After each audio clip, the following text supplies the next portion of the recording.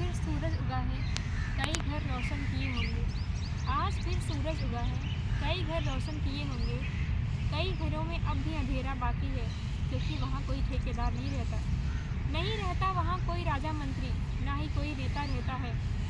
यदि वहाँ कोई रहता है तो वो है हमारे देश की नंगी भूखी जनता, जो सिर्फ गिनती में आती है, जिसके पास रहने को घर नहीं, खाने को रोटी नहीं, पहनने को वस्त्र नहीं।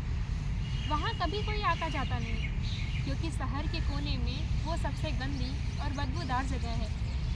सारे संसार का जो कूड़ेदान है, वही उसके रहने का ठिकाना है।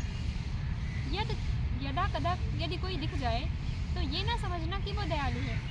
यदा कदा यदि कोई दिख जाए तो ये ना समझना कि वो दयालु है, बल्कि वो धर्म और राजनीति का लालची ठेकेदार है।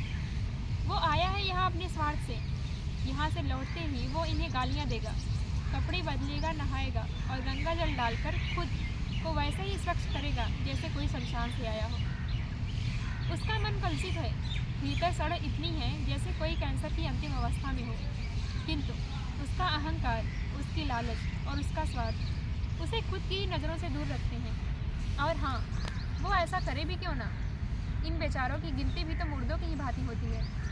कल सुबह फिर सूरज उगेगा, फिर से कहीं पूजा, कहीं आरती, कहीं मंदिरों में घंटियाँ बजेंगी, लेकिन इनके जीवन का अंधेरा ज्यों का त्यों कायम रहेगा।